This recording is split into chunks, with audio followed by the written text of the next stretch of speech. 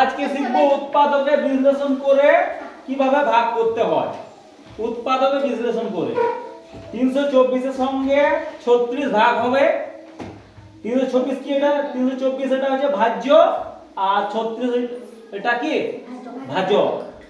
এই যে ভাজক আছে এই ভাজকটাকে বিশ্লেষণ করলে অঙ্কটা হয়ে যাবে। এটাকে বিশ্লেষণে করতে হবে তারপরে ভাগ করতে হবে, এটা হচ্ছে নিয়ম।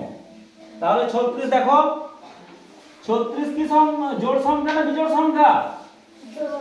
জোড়, মানে 2 দিয়ে ভাগ করলে মিলবে। আর 36 18 দুগুণে কত হয়? 18 দুগুণে কত? 36। আবার 18 হবে 9 দুগুণে 3 3 9 হয়ে গেল। বিশ্লেষণ হয়ে গেল 36 কে 2 2 3 3। তাহলে 36 সমান কত দাঁড়ালো? 2 গণিত 2 গণিত 3 গণিত 3। ঠিক আছে? ঠিক আছে? তাহলে কি করে ভাগ হবে? 324 এরকম ভাবে লেখা যায় 2 ভাজিত 2 ভাজিত 3 ভাজিত 3।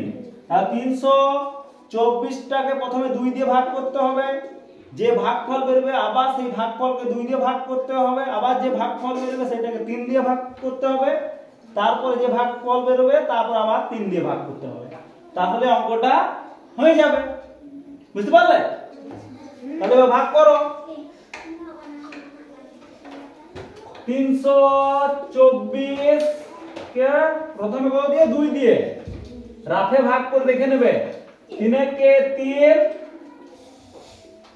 তারপর 3 6 3 কে 3 হলো, তারপর 6 দুগুণে 12 2 দুগুণে 4। এবার কত বেরোলো? 162। 62 কত দিয়ে হবে ভাগ? 2 দিয়ে। 8 দুগুণে 16, তারপরে 2 একে 2 81 হলো। 81 কে কত দিয়ে ভাগ হবে? এরপর 3 দিয়ে। দেখে নাও কত হবে? 27 হবে। রাফে দেখে নিতে পারো। তারপরে 27 কে আবার কত দিয়ে হবে? 3 দিয়ে। 3 9 কত হয়? 27। তাহলে ভাগফল কত হলো? ভাগফল কত হলো? 9। নির্ণেয় ভাগফল, নির্ণেয় ভাগফল কত হলো? 9। ভাগফল 9। ঠিক আছে?